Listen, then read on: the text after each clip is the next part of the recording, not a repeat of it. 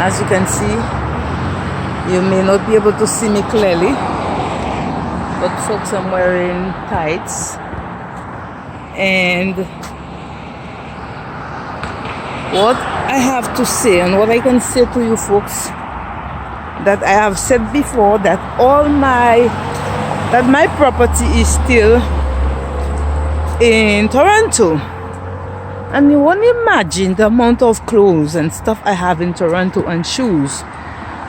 And since I moved here 4 months ago, I've been wearing one pair of shoe.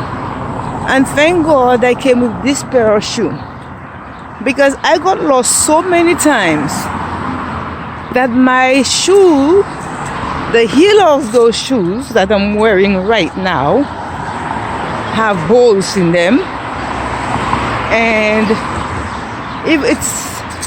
sometimes I even feel my heel begins to ache a little bit from the walking. And I have really come to knowing that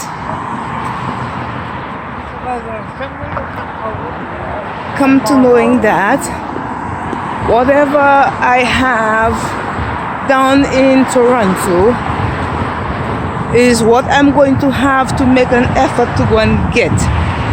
Number one, the rent is so high, and I've been looking for a job.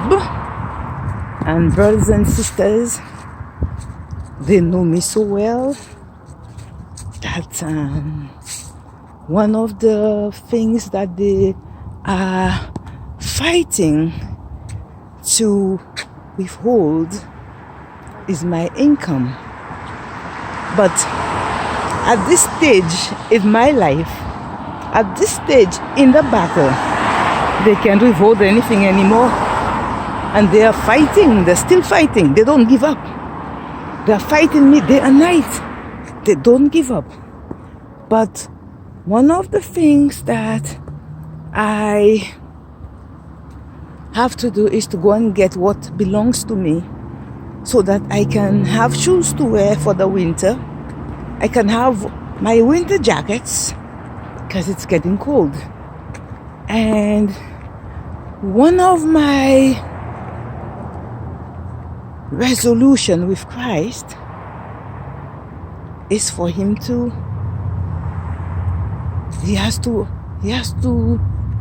I don't even know how to say it. He has to come for me. He needs to. Because, not only because I don't want to face the battle, I don't care, I'm not afraid of the battle, but because I need a place to stay. I need my home. I need a home to stay. Not even just a place. I need a home so that I can pray however I want. I need a home so that I can feel free. Not always under constant watch. Not always in a constant battle. Not always in the constant binding and loosing. And not always whenever I'm in the sink. Whatever sink I use, they are over my head. Wherever I sit, they are sitting, working, and I can see them working. I can hear the remote control working. They're working. Folks, I can't. Things has to change. Things has to get better than it is right now. And the only person that can really change things is Christ. It's not my personality. It's not who I am. It's not what I do. It's not my prayer. It's not anything that I do. He is the one that is going to make the changes. And I am pressing on to hold on to Christ. Because, brothers and sisters, I have nothing else to hold on to. Nothing to hold on to. And even when the Lord keeps telling me that I have to ask for help. I have to call for help. He's telling me that I have to call for help. Where is the help? The angels. Heaven's help. That's all I know right now. And this month, I have to be honest with you. This month, the unemployment I was under, they withheld the unemployment on me. I still haven't paid the rent. But I know that it's coming. It's gonna come. But I don't want to live life as a gamble, thinking, just saying it's gonna come. The Lord says that He wants us to have in abundance. I need to touch that abundance. I need to feel it. I need to see it. And this month, it's gonna happen because I feel it. I see it. And I know it's coming. I know it's coming. Yeah, something has to be done. Something has to be done, folks. And I no longer want to fight a war with the most people. They make you believe that the war was with the invisible. And that's not true. Christians are being beaten by dogs. And the dogs are physical. The dogs are physical. And I will not even talk about it right now because I'm feeling very emotional when I'm thinking of such things. They say, and right now I am in a circle. I don't know where I'm going. I don't want to go too far down. Okay, I think this is the right route. And I am. Sometimes I feel very. My emotions get very raw. And they say that even if you say you forgive and you cannot forget, that's not forgiving. They say even if you say, even when you pray for the enemy and your heart haven't released the enemy, that's not praying. And brothers and sisters, the enemy is crafty. Satan is very crafty. Satan wants to make sure that you don't forgive. Satan's operation is to make sure that you do not forgive. One of the things that they do is a constant attack. Constant attack. Constant attack.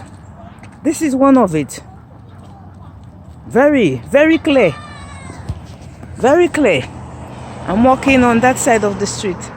There is the other side. There is the other side. But he has to come right next to me with the dog, and the dog refused to move forward. The dog is looking at me because the dogs that they use, the dogs know their assignments. The dogs know their victims. But I tell you that one of the things that they know now, they did not know before. They thought I was a victim. And folks, I'm wearing my Calvin Klein sweatshirt. I am not promoting Calvin Klein. That shirt was given to me by a family member, and she gave me not one, but several of them. So I am just very, very, very, I'm very, very disturbed with the things that I see. I'm very disturbed with the things that I see. The operation I see, I'm very disturbed. And to this disturbing, it is so disturbing sometimes that my spirit wails and I can't stop crying. And folks, If you see the amount of videos I have taken with myself, trying to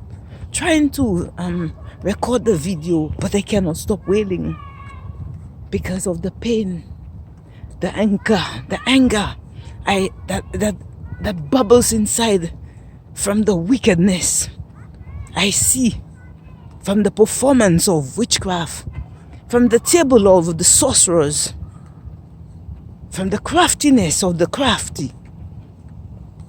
And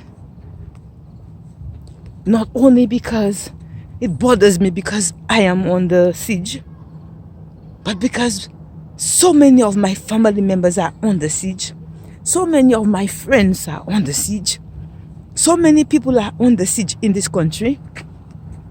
And as I mentioned before, as we are running through this time in the season, you're seeing many things are happening. I watched a video yesterday with a 10-year-old that killed a baby, and she said the baby fell off her hands, but I don't believe that. And when she said the baby fell off her hands, and she said the baby burst, the baby's head burst. So, and the baby started crying, she started jumping on the baby's head and crushed the child's skull and killed the child because the mother left the hut for a few seconds to go to the daycare and pick up a baby, another child. 2 seconds, a 10-year-old. So now she's facing the court as an adult, and the father thinks she deserves it. And people cannot understand why they want to try a 10-year-old as an adult. But I am here to tell you the things that I have written about, the things I've seen in the schools. Folks, there is something they call summoning that I've seen it in the schools where adults summon the students, kids, and send them back to attack me. And the kid would come and from an angel to a demon and standing in front of me. As soon as the teacher called them, summon them, give them instruction and send them back to me. That's how much they hate me. Okay? Now, I will close with this. That whatever that child did, it wasn't the child that did it. Whatever that child did, I don't know how it happened. But those kids, they send demons upon demons to those kids to the adults. Send demons upon demons on kids or inside kids for the demons to perform abominable acts against God and against God's children. So this is it for now. And I say take care. This is a long video and have a good day.